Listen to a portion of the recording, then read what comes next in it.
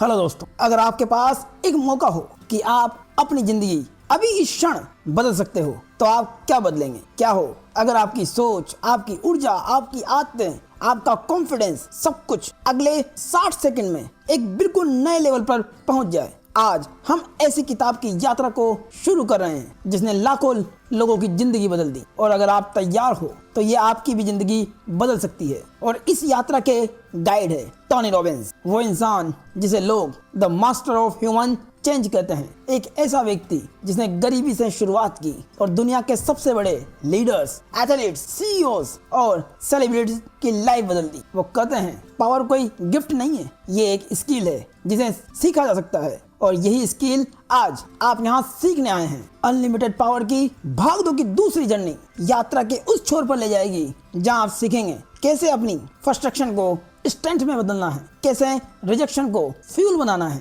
और कैसे अपनी इनर पावर को एक्टिवेट करके हर रोज की जिंदगी में अनस्टॉपेबल बनना है। और सबसे खास अंत में आपको मिलेगा एक 30 डे एक्शन प्लान जो आपकी हैबिट्स, इमोशंस और आइडेंटिटी सबको नया रूप देगा। और हाँ, आप इस वीडियो पर संयोग से नहीं आए, किसी वजह से पहुंचे हैं, क्योंकि आप ये समरी इसलिए सुन रहे हैं क्योंकि आपकी जिंदगी अभी अगले रास्ते पर जाने के लिए तैयार है। आज हम सिर्फ किताब नहीं खोल रहे, हम आपकी जिंदगी का नया अध्याय खोल रहे हैं। अब एक गहरी सांस लीजिए, अपनी बॉडी के पोस्चर को ठीक कर लीजिए और तैयार हो जाइए, क्योंकि अब शुरू होती है आपकी अनलिमिटेड पावर की यात्रा। Chapter 11, limitation disengage, what do you want. जरा सोचिए, अगर आपकी जिंदगी एक ही साल में बदल सकती हो कि आपको सच में चाहिए क्या, तो क्या आप उसके जवाब के लिए तैयार हैं? किताब का ये हिस्सा हमें एक बहुत ही गहरे सवाल की तरफ ले जाता है। हम सबके पास एक टूल्स है, पोटेंशियल है, काबिलियत है, लेकिन सवाल ये है नहीं कि हम क्या कर सकते हैं, सवाल है हम क्या करना चाहते हैं। लेखक रॉबिन्स बताते हैं कि इंसान अक्सर अपने अंदर की शक्तियों को जागृत तो कर लेता है पर दिशा तय नहीं कर पाता। ये वैसा ही है जैसे किसी के पास दुनिया के सबसे पावरफुल बिजली से चलने वाली पावरफुल आरी हो, लेकिन उसे पता ही ना हो कि पेड़ कौन सा काटना है और क्यों काटना है। यहाँ ये सवाल मामूली नहीं है, ये सवाल आपकी जिंदगी का जीपीएस सेट करता है। बहुत से लोग ऐसे होते हैं जो एक रास्ता पकड़ते हैं, 2 कदम चलते हैं, फिर डर जाते हैं, फिर रास्ता बदल लेते हैं। कुछ लोग आज नई चीज शुरू करते हैं, कल कुछ और फिर अगले हफ्ते पूरी तरह छोड़ देते हैं। यह संघर्ष असफलता से नहीं आता, यह संघर्ष स्पष्टता की कमी से आता है, और यही जगह है जहाँ लिमिटेशन पैदा होती है। शायद मैं ये नहीं कर पाऊंगा, अगर फेल हो गया तो मेरी लाइफ में ऐसा होना मुश्किल है, मुझे पता नहीं क्या करना है, बस कुछ तो अच्छा करना है। ये बातें अंदर शोर पैदा करती है और हमारे विचारों को धुंधला कर देती है। रॉबिन्स कहते हैं आप लक्ष्य नहीं जानते तो दिमाग गलत दिशा में भी उत्साह से काम करेगा, और असली बदलाव तब आता है जब आप लक्ष्य सेट करते हैं, क्योंकि लक्ष्य सेट करना स्किल है, मैजिक नहीं। रॉबिन्स बताते हैं कि आपकी लाइफ तभी बदलती है जब आप मैं क्या नहीं चाहता हूँ से मैं क्या चाहता हूँ पर शिफ्ट होते हैं। लोग कहते हैं मैं गरीब नहीं बनना चाहता, पर दिमाग गरीब की इमेज पकड़ लेता है, जबकि गोल होना चाहिए मैं फाइनेंशियल इंडिपेंडेंट बनना चाहता हूँ, और उस गोल की छवि अमीरी की होनी चाहिए कि आप जब कैसे दिखेंगे, आप कैसा महसूस करेंगे, आपकी आवाज कैसी होगी, आपकी बॉडी के अंदर कैसा सेंसेशन होगा। जितना ज्यादा आप उस पल को महसूस करेंगे उतना ही वो पावरफुल होगा। फिर एक सवाल उठता है कि आप कैसे पहचाने कि आप गोल तक पहुंच गए, क्योंकि दिमाग उपलब्धि की सूची चाहता है कि आपने क्या हासिल किया और क्या नहीं तो समझ ही नहीं पता कि जीत हुई या हार। आपका गोल ऐसा होना चाहिए जो आपकी और दूसरों की जिंदगी में सामंजस्य लाए। इसीलिए अपनी जिंदगी को डिजाइन करो, उसे गैस मत करो कि ऐसा हो जाएगा या ऐसा होना चाहिए या ये हो सकता है। इसीलिए टोनी रॉबिन्स बहुत ही स्ट्रक्चर्ड तरीके से बताते हैं कि कैसे गोल सेटिंग्स को 12 स्टेप वर्कशॉप की तरह इस्तेमाल किया जा सकता है। स्टेप 1, 10 से 12 मिनट नॉन स्टॉप लिखो कि आप क्या बनना चाहते हैं, क्या पाना चाहते हैं और क्या अनुभव करना चाहते हैं। स्टेप 2, अपने गोल का टाइम तय करो कि आप अपने गोल को कितने टाइम में हासिल करेंगे, 6 महीने, 1 साल, 2 या 5 साल में, क्योंकि आपके गोल की टाइम की अवधि आपको ताकत देगी। स्टेप 3, अपने साल के 4 सबसे बड़े गोल्स को चुनो और लिखो कि मैं ये हर हाल में क्यों हासिल करूंगा। स्टेप 4, अपने गोल को गोल्स की महत्वता के हिसाब से उसकी तुलना करो कि उसमें क्या कमी है और उसमें क्या सुधार किया जा सकता है। स्टेप 5, अपने रिसोर्सेज की सूची बनाओ। आपके पास क्या स्किल्स है, आप में कितनी एनर्जी है, आपके पास कितने लोग हैं, आपके पास कितना समय है, क्योंकि ये सब आपके टूल्स है। स्टेप 6, अपने पास्ट की विक्ट्रीज को याद करो, क्योंकि ये आपके दिमाग को मैं कर सकता हूँ का सबूत देते हैं। स्टेप 7, तुम्हें जिस तरह का इंसान बनना है उसका विवरण करो। स्टेप 8, अपनी लिमिटेशन को पहचानो कि वो कौन सी लिमिटेशन है जो आपको रोक रही है। क्या वो आपका डर है, क्या वो आपका टालमटोल है, क्या आपका वो डिस्ट्रैक्शन है, उन सबको पहचानो। Step 9, step by step strategy बनाओ और गोल के पीछे पीछे चलते हुए छोटे छोटे एक्शनेबल स्टेप्स बनाते जाओ। स्टेप 10, ऐसे लोगों को खोजो जो ऐसा पहले कर चुके हैं। उनके सोचने का पैटर्न कैसा था, उनका बिहेवियर का मोड कैसा था, ये जानने का प्रयास करो। स्टेप 11, अपने आइडियल डे को डिजाइन करो कि सुबह आप कैसे उठेंगे, आपका दिन कैसे बीतेगा, आपके बीच में कौन कौन लोग होंगे और आप किस तरह की फीलिंग को महसूस करेंगे। स्टेप 12, अपनी आइडियल इन्वायरमेंट को डिजाइन करो। आपका क्रिएटिव जोन कैसा हो और कौन सी चीजें आपको इंस्पायर करती है, उन्हें अपने आसपास रखना शुरू करें। यह अध्याय हमें एक ही बात सिखाता है कि स्पष्टता ही शक्ति पैदा करती है। जब दिशा तय होती है तभी दिमाग और शरीर आपकी पूरी शक्ति एक्टिव करते हैं। गोल सेटिंग सिर्फ फ्यूचर डिसाइड नहीं करती, ये आपकी पर्सनैलिटी, बिहेवियर और जीवन ऊर्जा को शेप करती है। आज रात 10 मिनट निकाल कर वो 10 गोल्स लिखें जो आप सच में चाहते हैं। अगले अध्याय में हम जानेंगे कि सिर्फ गोल्स को तय करना ही काफी नहीं है, उन्हें अचीव करने के लिए सटीकता कितनी बड़ी शक्ति है, जानेंगे अगले अध्याय में। Chapter 12, the power of precision. क्या आपने कभी ऐसे शब्द सुने हैं जिन्हें सुनकर लगा हो कि जैसे किसी ने आपके दिल और दिमाग दोनों को एक साथ छू लिया हो? क्या होगा अगर वही शब्दों की ताकत आपकी पूरी जिंदगी बदल सके? ऑथर रॉबिन्स हमें एक सरल लेकिन साधारण बात बताते हैं, शब्द सिर्फ ध्वनि नहीं होते, वे दिशा होते हैं। जब मार्टिन लूथर किंग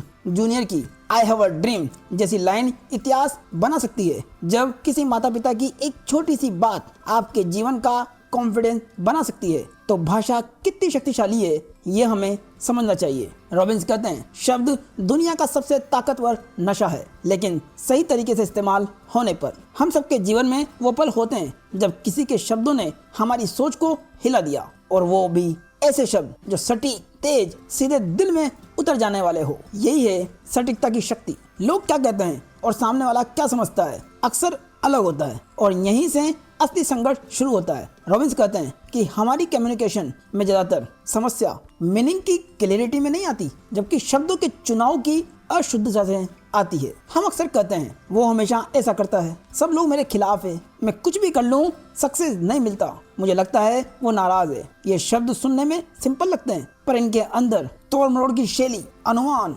अनावश्यक बातें छिपी होती है। इनकी वजह से संबंध टूटते हैं, मिसअंडरस्टैंडिंग बढ़ती है, समस्या का समाधान नहीं होता और दिमाग गलत सिग्नल पकड़ लेता है। उसी के लिए रॉबिन्स एक मॉडल देते हैं, फालतू चीजों को खत्म करने वाला मॉडल। जब भी अस्पष्टता, अनक्लियर सिचुएशन, इमोशनल या जनरलाइज नॉलेज हो, तो ये मॉडल तुरंत उसे क्लैरिटी में बदल देता है। रॉबिन्स बताते हैं कि शब्दों के 5 ट्रैप्स होते हैं, और इन 5 ट्रैप्स को पहचान कर हम भाषाओं को एक्स्ट्राऑर्डिनरी पावरफुल बना सकते हैं। ट्रैप 1, लोग कहते हैं तुम कभी मेरी बात नहीं समझते, मेरे एम्प्लॉइज कभी काम ढंग से नहीं करते। ये सटीक प्रश्न, कभी नहीं, सच में कभी नहीं। हकीकत में 90% टेंशन इसी सवाल से विलीन हो जाती है। ट्रैप 2, लोग कहते हैं मैं ये नहीं कर सकता, क्या मुझे ये करना ही पड़ेगा? और एक सटीक सा क्वेश्चन कि क्या होगा अगर आप कर सकते तो, या अगर तुम कर सकते तो क्या होता? तो सामने वाला का दिमाग तुरंत इंस्टेंटली नया ऑप्शन खोजता है। ट्रैप 3, उससे पूछो विशेष रूप से कैसे हुआ।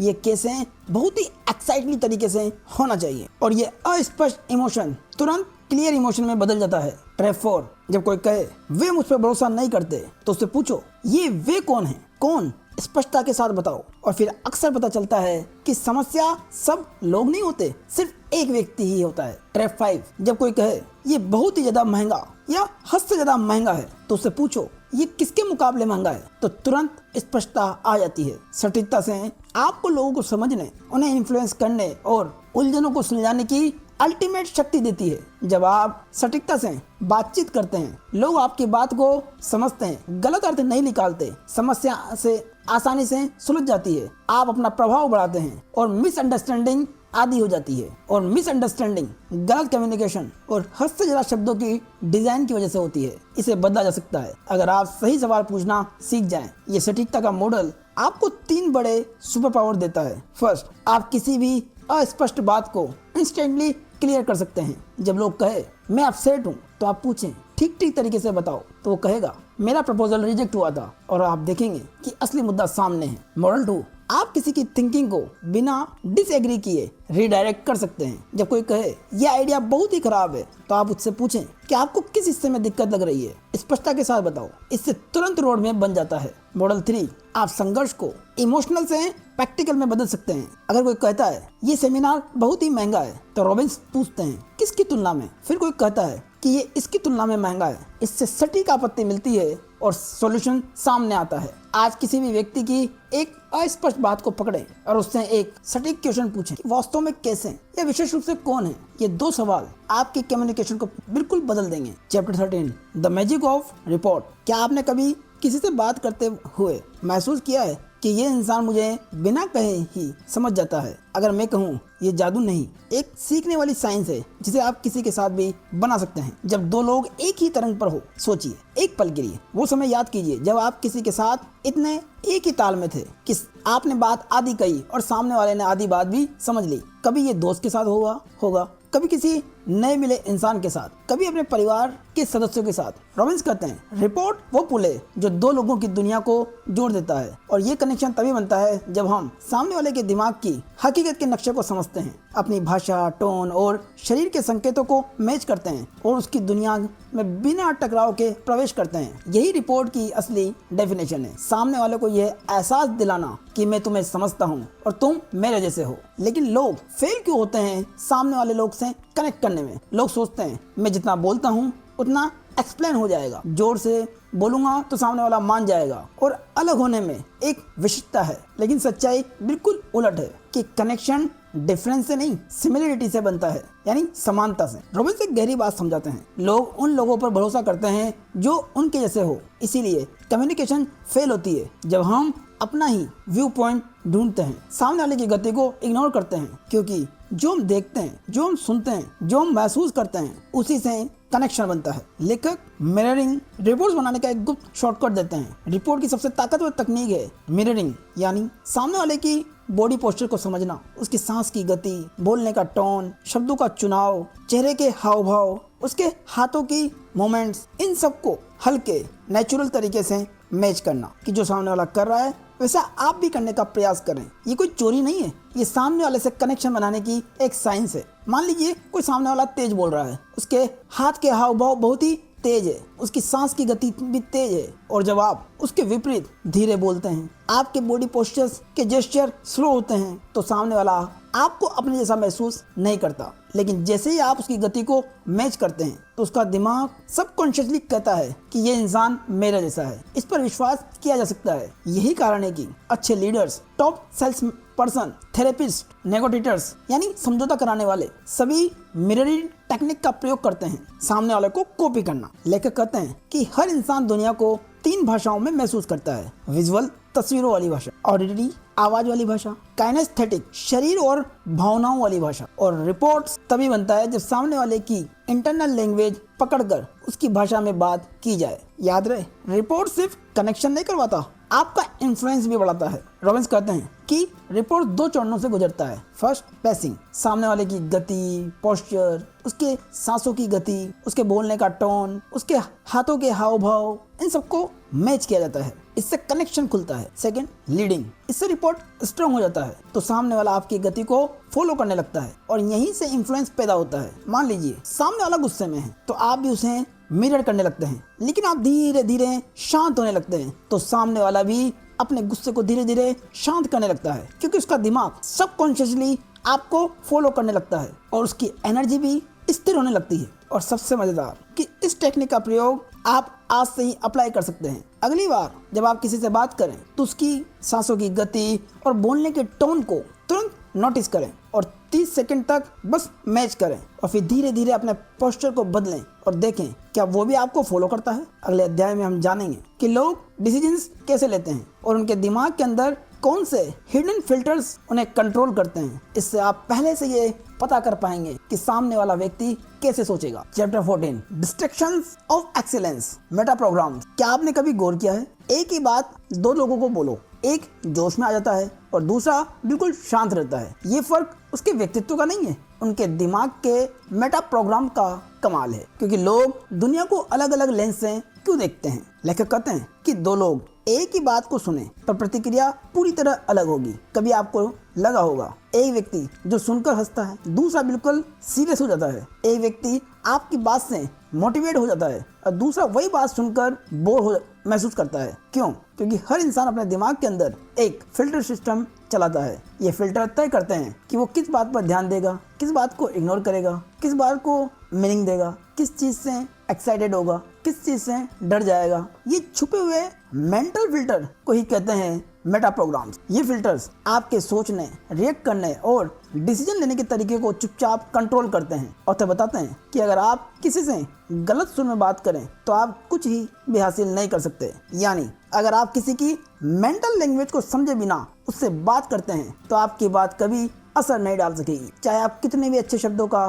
प्रयोग क्यों न करें या कोई भी अच्छी बात क्यों न कहें। और गलत की के एग्जाम्पल्स है, जैसे मोटिवेशन को आप फायदे के साथ समझाते हैं जबकि सामने वाला नुकसान से बचने वाला इंसान है। आप किसी को जॉब इसलिए भेजते हैं क्योंकि संभावनाएं बहुत है, लेकिन सामने वाला स्थायी और सेफ चीजें पसंद करता है। आप बच्चे से कहते हैं अगर तुम नहीं पढ़ोगे तो बर्बाद हो जाओगे, लेकिन बच्चा वो है जो पॉजिटिव आउटकम से मोटिवेट होता है। और यहीं पे लोग फेल हो जाते हैं क्योंकि वो सब पर एक ही तरीका अप्लाई करते हैं। और उसी के लिए लेखक मेटा प्रोग्राम के अलग अलग मेथड बताते हैं जो अलग अलग व्यक्ति पर अलग अलग तरीके से काम करते हैं। फर्स्ट, टूवर्ड वीज अवे। हर इंसान या तो चलता है लाभ की तरफ या नुकसान की संभावना से बचने की ओर। आप किसी से पूछते हैं तुम क्यों पढ़ते हो, कोई कहेगा मुझे बड़ा बनना है, कोई कहेगा मैं गरीब नहीं रहना चाहता। मार्केटिंग में भी यही तरीका काम करता है। आप किसी को कुछ बेच रहे हैं और कहते हैं ये कार पावरफुल है, ये हुआ टूवर्ड, लाभ की तरफ। आप कार का लाभ बता रहे हैं। आप दूसरे से कहते हैं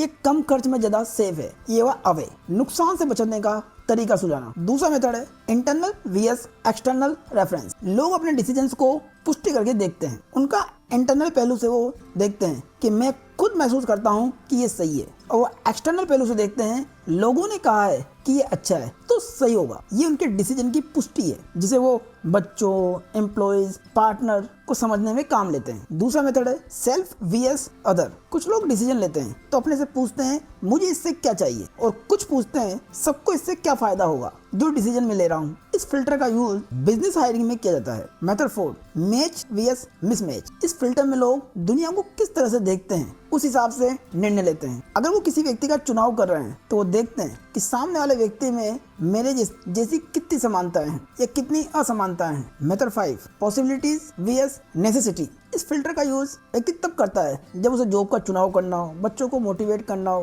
करियर की प्लानिंग करना हो। वो देखता है कि मैं यहाँ क्या क्या नया कर सकता हूँ और क्या यहाँ पर करना जरूरी है। Method 6, working style. हर इंसान की एक पसंद होती है। कोई अकेले काम करना चाहता है, कोई टीम के साथ काम करना चाहता है और कोई टीम के साथ रहकर अपना काम अकेला करना चाहता है। ये 6 मेथड आपको इंसानों को पहचानने में मदद करते हैं। और जब आप किसी का मेटा प्रोग्राम पहचान लेते हैं तो उसके साथ कम्युनिकेशन उच्च स्तर का हो जाता है। और ये मस्त लीडर्स, कोचेज, थेरेपिस्ट, पेरेंट्स सबको चाहिए। लेखक कहते हैं किसी व्यक्ति का वर्तमान व्यवहार, उसकी गलतियां या एक्शन उसकी असली पहचान नहीं होते। यानी अगर कोई व्यक्ति विरोधी सोच का है या नकारात्मक चीजों से बचकर मोटिवेट होता है तो इसका मतलब ये नहीं है कि वो वैसा इंसान है। ये सिर्फ उसका मेंटल फिल्टर है जिसे बदलना भी संभव है। और उसको बदलने के 2 तरीके, कोई बड़ा, गहरा या हिला देने वाला जीवन का कोई अनुभव जो उसकी सोचने के फिल्टर को बदल देता है। सेकंड, अपने दिमाग को जानबूझकर नया पैटर्न सिखाया जाए। जब आप बच्चों, परिवार, क्लाइंट, एम्प्लॉयज को उनके ही मेटा प्रोग्राम के हिसाब से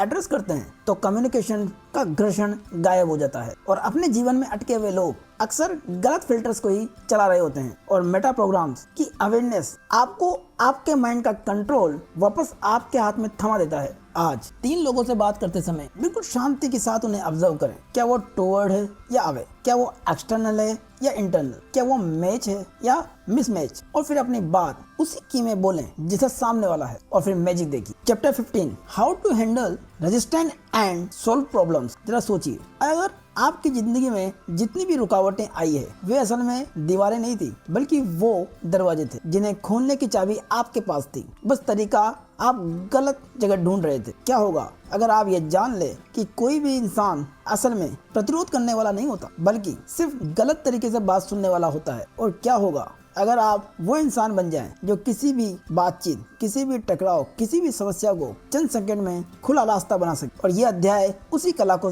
सिखाता है। हम अक्सर सोचते हैं कि सामने वाला जिद्दी है, वो सुनना ही नहीं चाहता या वो हमारी बात समझ ही नहीं रहा, लेकिन लेखक कहते हैं रेजिस्टेंस जैसी कोई चीज होती ही नहीं, सिर्फ कम लचीला कम्युनिकेशन होता है। लोग आपकी बात इसलिए नहीं रोकते क्योंकि वो गलत है, बल्कि इसलिए क्योंकि आप वो कुंजी इस्तेमाल कर रहे हैं जो उनके ताले में फिट ही नहीं होती। कल्पना कीजिए, एक चाबी बार बार ताले में अटक रही है और आप गुस्से में उसे और जोर से घुमा रहे हैं, लेकिन दरवाजा नहीं खुलता। और हम भी बातचीत में यही करते हैं। फिर सवाल उठता है कि एक ही तरीका बार बार फेल क्यों हो जाता है। ऑथर बताते हैं कि लगातार एक ही तरीका अपनाने से ज्यादातर लोग एक ही टोन, एक ही लॉजिक, एक ही शब्द बार बार दोहराते हैं। उन्हें लगता है कि जोर से बोलने से बात मान ली जाएगी, लेकिन इससे क्या होता है, सामने वाला और बंद हो जाता है, उसका मन डिफेंसिव हो जाता है। ऐसा कई बार आपने भी किया होगा। जब किसी से बहस हो जाती है तो बहस बढ़ती है, आवाजें बढ़ती है, लेकिन समाधान कुछ नहीं निकलता, क्योंकि हम वही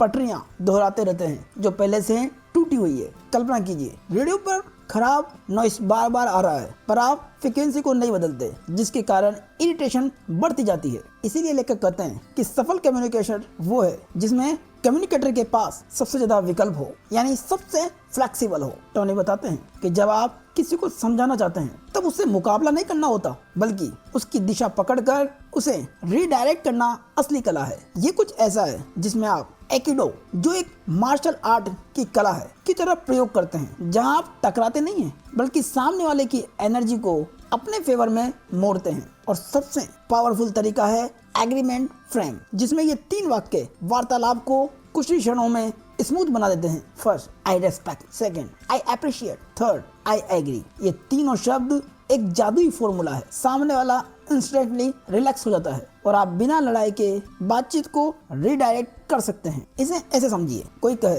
तुम बिल्कुल गलत हो और फिर आप जवाब दें नहीं तुम गलत हो, और फिर लड़ाई शुरू हो जाती है। लेकिन अगर आप कहें कि मैं आपकी फीलिंग्स को समझता हूँ, लेकिन इसका एक एंगल और हो सकता है जो आपको इंटरेस्टिंग लग सकता है, और इससे टकराव गायब हो जाता है। फिर सवाल उठता है कि लोग अटके क्यों रहते हैं, क्योंकि वे हर बार एक ही तरीके से रिएक्ट करते हैं। इसे कहते हैं पुराना पैटर्न। इसे ऐसे समझो, कोई दुखी होता है वो हमेशा रोने लगता है, कोई गुस्सा करता है तो हर बार चिल्लाने लगता है, कोई डरता है तो बार बार वही बहाना बनाता है जो हमेशा बनाता आया है। ये कोई तथ्य नहीं है, ये सिर्फ आदतें हैं। और इन पैटर्न्स को तोड़ने का सबसे अच्छा तरीका है कि हल्का कंफ्यूजन किया जाए, थोड़ी हैरानी बढ़ाई जाए और थोड़ा हास्यात्मक तरीके से बात को रखा जाए। इससे दिमाग का पुराना पैटर्न टूट जाता है और इंसान तुरंत नॉर्मल स्टेट में आ जाता है। टोनी रॉबिन्स एक बहुत ही आसान सा उदाहरण देते हैं कि कोई व्यक्ति अपनी दुख भरी कहानी को बहुत ही डूब कर सुना रहा है। टोनी बीच में अचानक बोल देते हैं, माफ करना, सेशन अभी शुरू ही नहीं हुआ,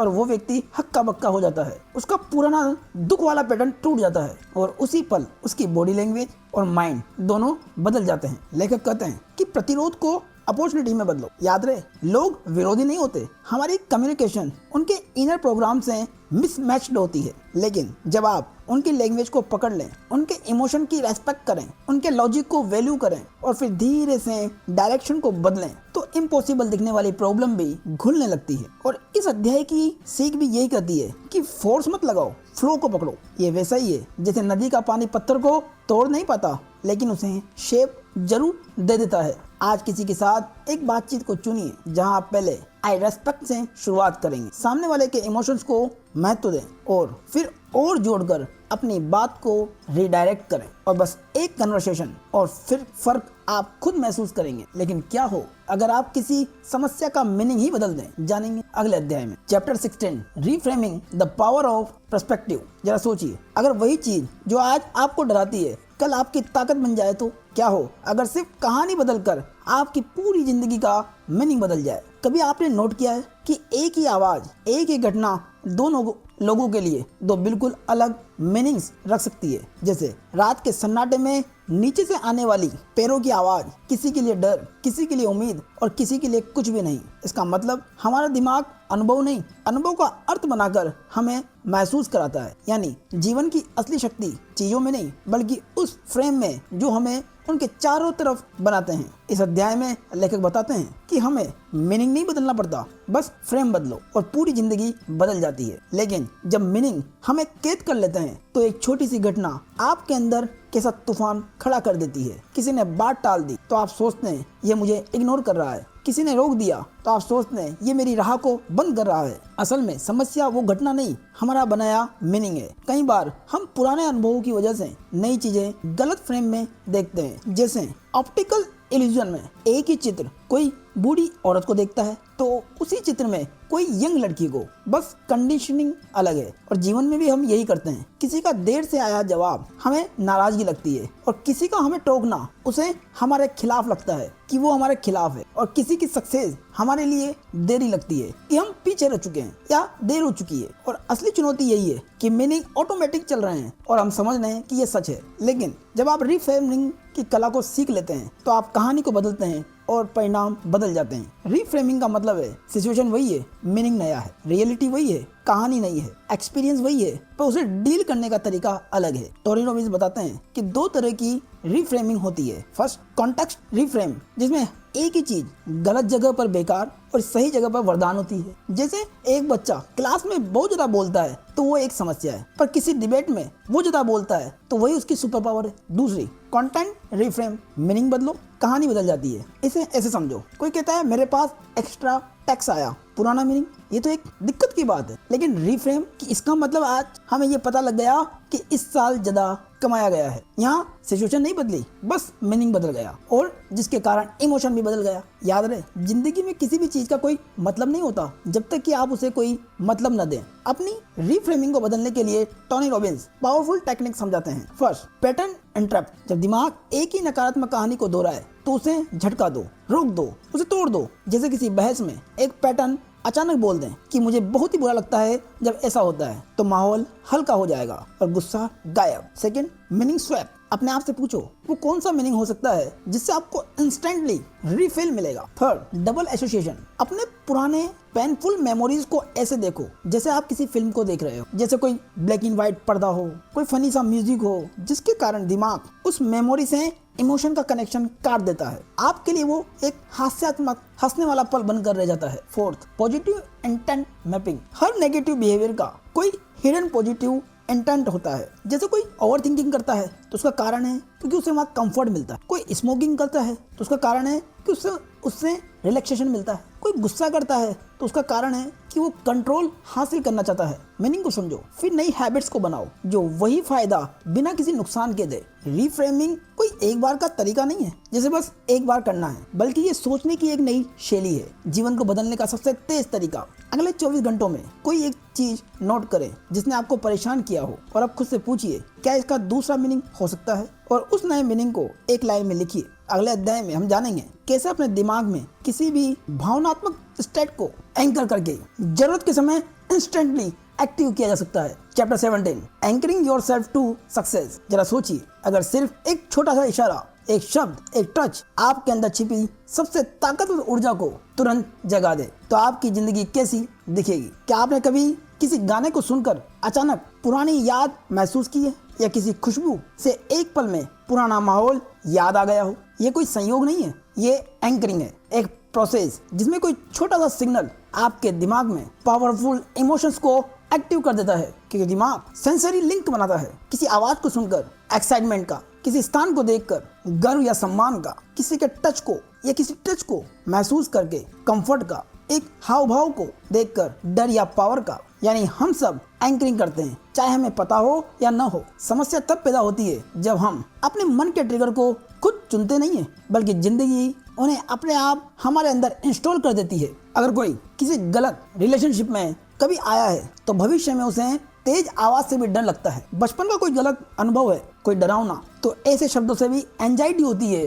जो उस ट्रॉमा को याद दिलाए। फेलियर के समय चुना गया कोई सॉन्ग अगर बाद में भी सुनाई देता है तो एक भारीपन महसूस होता है। टोनी बताते हैं कि लाखों लोग ऐसे एंकर्स की वजह से अपनी क्षमता का 10% भी जी नहीं पाते। और अब आता है असली जादू, कॉन्शियस एंकरिंग, यानी जानबूझकर अपने दिमाग में ऐसे इमोशनल बटन को इंस्टॉल कर सकते हैं जो आपको जरूरत के समय इंस्टेंटली कॉन्फिडेंस, फोकस, करेज और आनंद दे सके। फिर सवाल उठता है कि ये एंकरिंग कैसे बनता है। तो उसके लिए जब आप किसी इंस्टेंट स्टेट में हो और उसी समय कोई स्पेसिफिक उत्तेजना को आप बार बार दोहराएं, जैसे कोई पावरफुल स्टेट, मुट्ठी को किसी यूनिक तरीके से दबाना, एक्साइटमेंट के साथ एक खास शब्द यस, कोई कॉन्फिडेंस पोस्चर के साथ तेज तेज सांस लेना, या एक यूनिक टोन में कहना लेट्स गो, इससे आपका इंस्टेंट स्टेट और आपके इमोशंस जुड़ जाते हैं। क्योंकि जब आपकी भावना बहुत ही ज्यादा स्ट्रांग हो और उसी समय कोई अनोखा संकेत या ट्रिगर मिले तो वो दिमाग में हमेशा के लिए जुड़ जाता है। टोनी रॉबिन्स एंकरिंग की पावरफुल टेक्निक देते हैं। First, peak state capture. किसी भी पावरफुल मोमेंट को याद करो, उस टाइम की उसकी बॉडी लैंग्वेज, ब्रीदिंग, आवाज का टोन कैसा था, और उसकी पिक पर एक खास ट्रिगर को जोड़ दो, जैसे आपकी मुट्ठी का एक स्पेसिफिक दबाव। सेकंड, आप अपनी कई पावरफुल मेमोरीज जैसे जीत, बहादुरी, सफलता, या जो आपके डर को तोड़ दे, किसी एक संकेत के साथ उसे जब जोड़ते हैं तो जब भी आप वो एक ट्रिगर इस्तेमाल करते हो तो सारी ताकतवर यादें एक साथ एक्टिव हो जाती है, क्योंकि आपने उस ट्रिगर पॉइंट को जीत, बहादुरी, सफलता से जोड़ रखा है। Third, transferring. जब आपको डर लगे या कोई आपको रिजेक्ट कर दे, उसी पल आप अपना कॉन्फिडेंस वाला एंकर एक्टिव कर दें, जैसे कोई खास आपके शरीर के हाव भाव, आपके सांस लेने का कोई तरीका, आपके शरीर की कोई स्टेंस या कोई शब्द। Fourth, collapsing. आपके दिमाग में कुछ चीजें नेगेटिव फीलिंग्स को पैदा करती है, जैसे डर, दुख, तनाव, और कुछ चीजें पॉजिटिव फीलिंग्स को पैदा करती है, जैसे खुशी, आत्मविश्वास, गर्व। अगर आप नेगेटिव ट्रिगर को पॉजिटिव ट्रिगर के साथ मिला दो तो दिमाग नेगेटिव फीलिंग को कमजोर कर देता है और आखिर में उसे न्यूट्रल या पॉजिटिव बना देता है। 5, decision anchors and creative anchors install करना। टोनी रॉबिन्स बताते हैं कि आप अपने शरीर के खास पॉइंट्स को, खास भावनाओं को उनके साथ जोड़कर उनका ट्रिगर बना सकते हैं। उस पॉइंट को दबाकर अपनी अच्छी मेमोरीज को याद करो, अपने उस खास पॉइंट को दबाकर उस पल की पिक इमोशन को महसूस करो और उसी समय एक यूनिक टच या जेस्चर करो, और यही खास पॉइंट आपका एंकर बन जाता है। एंकरिंग हमें सिखाता है कि आप मूड खराब होने से उसके गुलाम नहीं होते, आप ट्रिगर्स के कैदी नहीं होते। और जब आप एंकरिंग को इंस्टॉल करते हैं अपने दिमाग में, तो आप अपने ही इमोशनल बटन्स खुद बना सकते हैं। आप अपने डर को पावर में बदल सकते हैं, आप अपनी नेगेटिव मेमोरीज को खत्म कर सकते हैं, आप किसी भी मोमेंट में रिसोर्सफुल स्टेट में शिफ्ट हो सकते हैं। याद रहे, आपकी स्टेट आपकी डेस्टिनी को शेप करती है और आपकी एंकरिंग आपको स्टेट मास्टर बनाने की शक्ति देती है। एक चैलेंज आपके लिए, अगले 24 घंटों में एक पावरफुल एंकर बनाइए। कोई एक मेमोरी चुनिए जिसमें आप बहुत ही कॉन्फिडेंट थे। उस मोमेंट में आपने कैसे सांस ली, आप कैसे खड़े थे, आपके बोलने की शैली क्या थी, उसे दोहराइए। उसके पिक पर पहुंचते ही अपनी मुट्ठी को एक यूनिक तरीके से दबाइए और इसे 5 बार दोहराइए। अब आपका पर्सनल कॉन्फिडेंस ट्रिगर तैयार है। तो एक सवाल फिर उठता है कि कौन से इंटरनल वैल्यूज आपकी हर डिसीजन, हैबिट्स और सक्सेस का फाइनल ब्लूप्रिंट तैयार करते हैं। जानेंगे अगले अध्याय में। Chapter 18, value hierarchies, the ultimate judgement of success. क्या आपने कभी सोचा है कि हम वही काम क्यों करते हैं जो हम करते हैं? क्योंकि कई बार दिमाग हाँ कहता है पर दिल नहीं। वैल्यूज असल में होते क्या हैं? वैल्यूज वो नियम है जो आपके दिमाग ने बचपन से लेकर आज तक तय किए हैं। क्या सही है, क्या गलत है, क्या अच्छा है, क्या बुरा है, और सबसे जरूरी आपके लिए क्या सबसे महत्वपूर्ण है। ये ऐसे इनविजिबल फिल्टर्स की तरह काम करते हैं जिनसे होकर आप हर अनुभव को समझते हो, हर फैसला लेते हो और हर इंसान को जज करते हो। तो फिर संघर्ष कहाँ से पैदा होता है? कई बार हमारी जिंदगी में बाहरी समस्याएं नहीं होती, समस्या हमारे अंदर के वैल्यू संघर्ष में होती है। इसे ऐसे समझिए, आप फैमिली टाइम को महत्व देते हो पर साथ ही कैरियर की ग्रोथ भी आपकी टॉप वैल्यू है। जब दोनों एक साथ फुलफिल नहीं होते, आपके अंदर गिल्ट, फ्रस्ट्रेशन, ओवरथिंकिंग, थकान पैदा होती है, जैसे 2 अलग दिशाओं में रस्सियां बंधी हो और आपको बीच में से खींचा जा रहा हो, और यहाँ तक कि आपको पता भी न चलता हो कि दर्द कहाँ से आ रहा है। याद रहे, सफलता का अंतिम निर्णायक पैमाना आपकी पूरी जिंदगी को बदल देता है। टोनी कहते हैं वैल्यूज रैंडम नहीं होते, ये एक हायरार्की है। यानी कुछ वैल्यूज इतनी ज्यादा स्ट्रॉन्ग होती है कि आप उनके लिए सब सेक्रीफाइस कर देते हो, और कुछ वैल्यूज सेकेंडरी होती है जिन्हें आप तभी फॉलो अप करते हो जब टॉप वैल्यूज उसकी अनुमति करती है। ये हायरार्की यानी आपकी श्रेणी क्रम ये प्रेडिक्ट कर सकती है कि आप किस सिचुएशन में क्या डिसीजन लोगे, कौन सा रिलेशनशिप बचेगा और कौन सा टूटेगा, कौन सा जॉब आपके लिए सही है और कौन सा नहीं, आपको किस चीज में खुशी मिलेगी और किससे आप तनाव में आ जाएंगे। फिर सवाल उठता है कि वैल्यूज बनते कैसे हैं। वैल्यूज बनते हैं बचपन के रिवॉर्ड्स और पनिशमेंट से, आपके माता पिता के व्यवहार से, स्कूल के आपके अनुभव से, दोस्तों के साथ बिताए खुशी के पलों से, आपके हीरोज या जिन्हें आप मानते हैं उनकी टीचिंग से, आपके समाज से, आपके कल्चर से, आप जहाँ काम करते हैं वहाँ के अनुभव से, आपकी अचीवमेंट और आपके फेलियर से। और जो बातें बार बार आपको इमोशनली जोड़ती और तोड़ती है वही आपकी कोर वैल्यूज बन जाती है। क्योंकि हर इंसान की हायरार्की अलग होती है। कोई किसी वैल्यू को फर्स्ट पे रखता है तो हो सकता है आपका पार्टनर उसी वैल्यू को 7 नंबर पर रखता हो। तो ऐसी स्थिति में स्वाभाविक रूप से मिसअंडरस्टैंडिंग पैदा हो जाती है। टोनी रॉबिन्स कहते हैं कि ज्यादातर रिश्तों में होने वाले झगड़ों की असली वजह मूल मान्यताओं का न मिलना होता है। इसीलिए अपनी असली वैल्यूज को स्पष्ट करो, अपने अंदर झांक कर ये समझना कि आपके लिए सबसे ज्यादा महत्वपूर्ण क्या है। आप अपने जीवन में किन चीजों को प्राथमिकता देते हो, अपने परिवार को, अपनी ईमानदारी को, अपनी स्वतंत्रता को, अपनी सफलता को, अपने प्यार को या अपने सम्मान को। इनको पहचानना ही वैल्यूज को स्पष्ट करना है। इन्हें पहचानने के लिए खुद से पूछो कि इस एरिया में मेरे लिए सबसे महत्वपूर्ण क्या है, और हर आंसर पर अपने से पूछो ये क्यों महत्वपूर्ण है, और फिर तुलना करो कि कौन सी वैल्यू किससे ज्यादा इंपॉर्टेंट है। और यही आपकी रियल हायरार्की है। तो फिर अपने इनर कॉन्फ्लिक्ट्स को कैसे खत्म करें, क्योंकि जब आपकी वैल्यूज आपस में टकराती है तो जिंदगी भावनात्मक रूप से भारी लगने लगती है। टोनी रॉबिन्स कहते हैं कि इस चीज को ठीक करने के 2 प्रमुख तरीके हैं। First, evidence procedure changing. Value conflict अक्सर वैल्यू में नहीं बल्कि उस वैल्यू को फुलफिल करने के एविडेंस रूल्स में होता है। आपके लिए सक्सेस तभी पॉसिबल है जब आपके पास 2 करोड़ की इनकम हो, लग्जरी घर हो, बड़ी कार हो। ये एविडेंस बहुत ही स्पेसिफिक है, इसलिए आप हमेशा इनकंफर्टेबल महसूस करते हैं। पर यही एविडेंस ऐसे हो कि मैं डेली इंप्रूव कर रहा हूँ, मैं अपने गोल्स के करीब जा रहा हूँ, तो वैल्यूज इजीली फुलफिल होने लगती है। कॉम्प्लेक्स डिसॉल्व हो जाता है। Second, reframing internal meaning. कभी कभी 2 वैल्यूज एक दूसरे के अपोजिट लगती है। आजादी प्यार के, एम्बिशन शांति के, और सिक्योरिटी एक्साइटमेंट के। आप इनकी मीनिंग को रीडिफाइन कर सकते हैं। पहले आपके फ्रीडम का मतलब था शांति का जीवन, अब आपको फ्रीडम का मतलब है एक प्यार भला रिश्ता जहां आप खुद को खोल सके, अपने को अभिव्यक्त कर सके। बस यही रीफ्रेमिंग कॉन्फ्लिक्ट को खत्म कर देती है। ये वैल्यूज ही आपकी लाइफ के आधार हैं, क्योंकि आपके रिलेशनशिप भी इसी पर चलते हैं। आपका कैरियर इसी से डिफाइन होता है, आपके डिसीजन इसी को फॉलो करते हैं। आपकी खुशी और दर्द का असली कारण भी आपकी वैल्यूज ही होते हैं। आज ही आप एक पेपर पर लिखिए आपके जीवन के 10 सबसे महत्वपूर्ण वैल्यूज, फिर उन्हें रैंक करें, कौन सा फर्स्ट पे है और कौन सा 10 पर। अगर वैल्यूज आपकी डायरेक्शन तय करती है तो आप उस डायरेक्शन में जिंदगी कैसे चलाते हैं जानेंगे अगले अध्याय में। Chapter 19, the 5 keys to wealth and happiness. जरा सोचिए, अगर आपकी जिंदगी को बदलने वाली 5 शक्तियां हो, ऐसी शक्तियां जो आपको वेल्थ और हैप्पीनेस दोनों दिला सकती है, तो क्या आप उन्हें सीख कर अपनी पूरी लाइफ को रीडिजाइन करना चाहेंगे? क्यों कुछ लोग आगे बढ़ते जाते हैं और कुछ वहीं रुक जाते हैं? हम सभी के पास सपने होते हैं, सभी के पास स्किल्स, आइडियाज, टैलेंट होता है, लेकिन फिर भी सिर्फ कुछ ही असली सफलता और संपूर्णता को पाते हैं। क्यों? क्योंकि वो 5 ऐसी चीजों को मास्टर कर लेते हैं जो अधिकतर लोग अवॉइड करते हैं। यही 5 कीज हमारे स्टेट्स, बिहेवियर, हमारे चुनाव और रिएक्शंस को शेप करती है। यानी आपकी लाइफ किस तरह जाएगी ये 5 चीजें तय करती है। कि फर्स्ट, फ्रस्ट्रेशन को संभालना। फ्रस्ट्रेशन वो जगह है जहां 80% लोग हार मान लेते हैं। चाहे बड़े गोल हो, बिजनेस हो,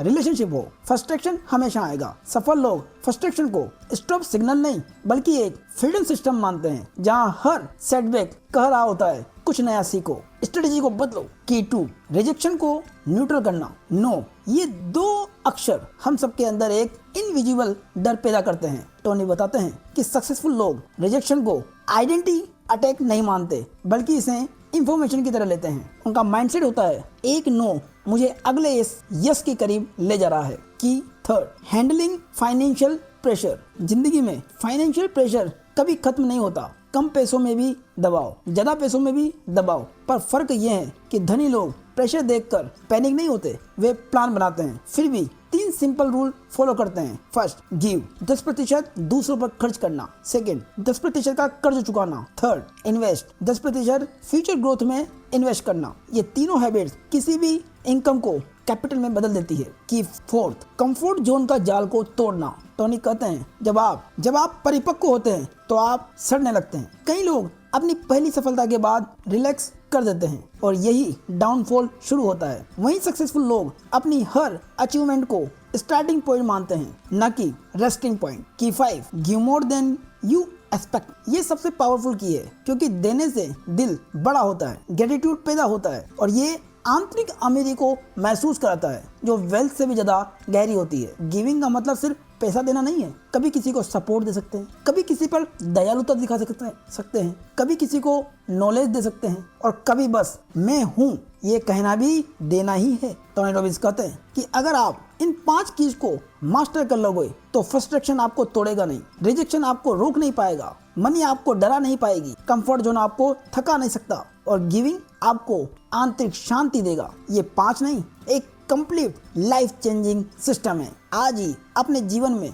इन 5 में से कोई 1 या 2 की को प्रयोग कीजिए। अब जबकि आपने अपने इनर वीकनेस को समझ लिया है, अगले अध्याय में हम जानेंगे कि कैसे समाज, कल्चर और पूरी दुनिया की साइकोलॉजी ट्रेंड्स बनाती है और कैसे आप इन ट्रेंड्स को इन्फ्लुएंस कर सकते हैं। Chapter 20, trend creation, the power of persuasion. क्या आपने कभी सोचा है कि कुछ आइडियाज पूरी दुनिया में अचानक कैसे फैल जाते हैं, मानो हवा में तैर रहे हो? तो ये मास आइडियाज असल में काम कैसे करते हैं? क्योंकि हम एक ऐसी दुनिया में जी रहे हैं जहाँ रोज हजारों संदेश हमें इन्फ्लुएंस करने की कोशिश करते हैं। Ads, news, social media, movies, slogans. आज के समय की ताकत इंफॉर्मेशन नहीं बल्कि इन्फ्लुएंस है और जिसने इन्फ्लुएंस सीख लिया वही ट्रेंड बनाता है। बाकी लोग सिर्फ ट्रेंड को फॉलो करते हैं। तो फिर हम सहमत क्यों हो जाते हैं? क्योंकि ट्रेंड्स सिर्फ लॉजिक नहीं बल्कि स्टेट शिफ्टिंग है। जब कोई आपको ऐसी इमेजिनरी, साउंड या इमोशन देता है जो आपकी साइकोलॉजी को बदल दे तो आप मैसेज को रिजेक्ट नहीं करते,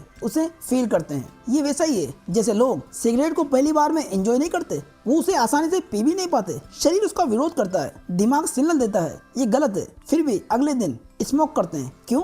एडवर्टाइजिंग ने एक नया मीनिंग अटैच कर दिया। कूल, एडल्ट, स्टाइलिश, फ्रीडम, यानी मीनिंग चेंज करो, बिहेवियर चेंज हो जाता है। तो सवाल उठता है कि ये मास आइडियाज फैलते कैसे हैं? ये फैलते हैं मूवीज, टीवी से, रेडियो से और सोशल मीडिया के ग्लोबल एंकर से। क्योंकि जब कोई मैसेज बार बार आता है तो डायरेक्ट दिमाग के सबकॉन्शियस में उतर जाता है। क्योंकि लोग कोई प्रोडक्ट या आइडियाज नहीं खरीदते, उसके साथ जुड़ी हुई फीलिंग खरीदते हैं। टोनी कहते हैं कि दुनिया 2 तरह के लोगों से भरी है, जो इन्फ्लुएंस क्रिएट करते हैं और जो इन्फ्लुएंस को ऑब्जर्व करते हैं या इन्फ्लुएंस होते हैं। अगर आप इन्फ्लुएंसर नहीं हैं तो कोई और आपकी लाइफ की स्टीयरिंग पकड़े बैठा है। जब आप अपनी communication, state control, anchors, relationships और रिपोर्ट्स स्किल को मास्टर कर लेते हैं तो आप लोगों को गाइड कर सकते, इंस्पायर कर सकते हैं और उनका समूह बना सकते हैं। तो सवाल उठता है कि मास्टर चेंज कैसे पैदा होता है? जब बहुत सारे लोगों की सोच एक साथ बदलती है तो इसे मास्टर चेंज कहते हैं। ये 3 चीजों के साथ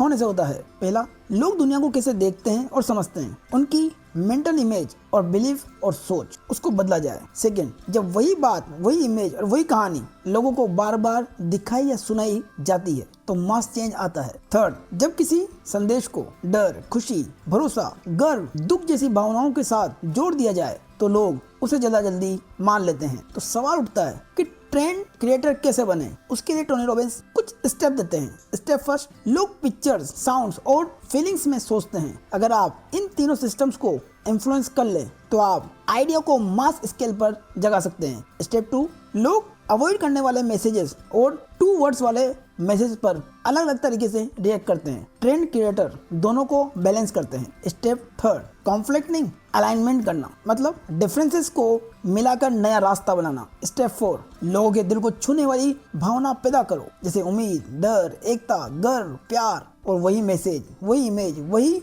वाइब बार बार लोगों तक पहुंचाओ। बार बार सुनने के बाद लोग उसे मैसेज को अपनी पहचान का हिस्सा बना लेते हैं। स्टेप 5, अगर आप दिमाग में बेकार चीजें डालोगे, नकारात्मक कंटेंट, गलत जानकारी, डर भरी बातें, तो दिमाग से बेकार ही निकलेगा। इसीलिए अपने दिमाग में वही डालो जो तुम्हारे लिए मूल्यवान है। आज सिर्फ 10 मिनट निकालिए और अपने से पूछिए, मैं इस महीने किस ट्रेंड को पॉजिटिवली इन्फ्लुएंस कर सकता हूँ। अब जब आप इन्फ्लुएंस की शक्ति को समझ चुके हैं तो अगले अध्याय में हम जानेंगे कि इस पावर को डेली लाइफ में जीने का सच क्या है। Chapter 21, living excellence the human challenge. क्या हो अगर आपकी जिंदगी का असली खेल आपने क्या पाया में नहीं, बल्कि आप अभी क्या बन सकते हैं में छुपा हो। एक्सीलेंस तरीके से जीने का मतलब क्या है? इसका मतलब है कि आप आज जो है वो आपके पूरे पोटेंशियल का सबसे छोटा सा फ्रैक्शन है। टोनी याद दिलाते हैं कि एक्सीलेंस किसी खास इंसान की प्रॉपर्टी नहीं, बल्कि एक बिहेवियर पैटर्न है। हम सभी के पास एक ही चीज सबसे ज्यादा पावरफुल है, दिमाग, और उसे चलाने का तरीका। कल्पना कीजिए आप अपने दिमाग को एक हाई पावरफुल परफॉर्मेंस वाले बायो कंप्यूटर की तरह यूज कर रहे हो, जो आपकी हैबिट्स, बिहेवियर, एक्शंस, डिसीजन सब बदल दे। तो फिर क्यों एक्सीलेंस सीखना आसान है पर जीना मुश्किल? क्योंकि एक्सीलेंस थ्योरी से शुरू नहीं होती, डेली छोटे छोटे एक्शंस और कंसिस्टेंट रिपीटेशन से होती है। टोनी कहते हैं नॉलेज कभी भी एक्शन की जगह नहीं ले सकता। सपने देखने से सक्सेस नहीं मिलती, डेली उसके ऊपर काम करने से मिलती है। दिमाग को चेंज करने के लिए रिपीटेशन चाहिए, सिर्फ मोटिवेशन नहीं। कई लोग जिम ज्वाइन करते हैं, पहले दिन फुल एक्साइटमेंट के साथ जिम जाते हैं और पहले 3 से 5 दिन परफेक्ट रूटीन को फॉलो करते हैं, फिर एक दिन स्किप, फिर दूसरे दिन, और धीरे धीरे मोमेंटम खत्म। क्यों? क्योंकि जानकारी तो स्ट्रॉन्ग है पर करने और एक्शन लेने के मसल्स कमजोर है। टोनी कहते हैं अगर आपकी दिशा गलत है तो तेज दौड़ना वास्तव में आपको और दूर ले जाएगा। देखने में ये छोटा कंसेप्ट है, लेकिन यही आपके जीवन की दिशा को डिसाइड करता है। एक गलत दिशा आपको तनाव की ओर बढ़ाएगा और एक सही दिशा आपके जीवन का आधार बन सकता है, आपके जीवन को पूरी तरह से परिवर्तित कर सकता है। टोनी हमें इस अध्याय में यही बताने का प्रयास करते हैं कि एक्सीलेंस छोटे छोटे बदलाव और डेली एक्शंस और रिपीटेशन के साथ राइट डायरेक्शन में बढ़ने से मिलती है। टोनी रॉबिन्स कहते हैं कि आप अपने आप से क्या बोलते हैं, यही आपके इनर वर्ल्ड और आपके बिहेवियर को बनाता है। आप किसी भी स्किल को 0 से मास्टर कर सकते हैं अगर आप सही मॉडल ढूंढ लें। आपका स्टेट ही आपके जीवन की वास्तविकता को निर्मित करता है। याद रहे, एक्सीलेंस कोई बड़ा बदलाव नहीं है, ये छोटे छोटे एक्ट्स है। एक्स्ट्रा 10 मिनट लर्निंग करना, किसी को वैल्यू देना, अपनी खुद की बनाई हुई बाउंड्रीज को प्रोटेक्ट करना, अपनी हैबिट्स को ट्रैक करना। और टोनी रॉबिन्स आखिरी में कहते हैं कि आप एक टीम चुने, ऐसे लोग चुने जो आपको आगे बढ़ने के लिए प्रोत्साहित करे, न कि नीचे धकेले। एक चैलेंज आपके लिए, आज 3 मिनट निकाल कर ये लिखें कि मेरी डायरेक्शन अभी मुझे अगले 5 साल में कहाँ ले जाएगी। और दोस्तों, अब इस पूरी जर्नी के बाद एक आखिरी बात को अपने दिल में उतार लीजिए, आपकी जिंदगी वही नहीं रहनी चाहिए जो अभी है, क्योंकि आपने आज सिर्फ कंसेप्ट नहीं सीखे, आपने एक नया ऑपरेटिंग सिस्टम कंट्रोल किया है। आज आपने जाना है आपके बिलीव्स आपकी किस्मत लिखती है, आपकी साइकोलॉजी आपका स्टेट बनाती है, आपका फोकस आपकी दुनिया तय करता है, आपकी रिजेक्शन आपकी आइडेंटिटी बनाती है और आपका चुनाव आपका भविष्य को डिजाइन करता है। आपके अंदर अभी भी अनगिनत दरवाजे बंद है, लेकिन चाबी हमेशा से आपके हाथ में थी। अब सवाल ये नहीं कि आप क्या कर सकते हैं, सवाल ये है क्या करने वाले हैं अभी इस क्षण। अगर आप चाहें तो आज के बाद सब कुछ बदल सकता है। एक छोटी सी आदत, एक नया विचार, एक नया डिसीजन, और यही वो इनविजिबल मोमेंट है जहां से अल्टीमेट पावर की यात्रा सच में शुरू होती है। और याद रखिए कि अब आपके अंदर की अनलिमिटेड पावर को जगाने का समय आ चुका है। दोस्तों, वीडियो पसंद आया हो तो लाइक करें, कमेंट करें, चैनल को सब्सक्राइब करें और हाई बटन पर क्लिक करें। धन्यवाद।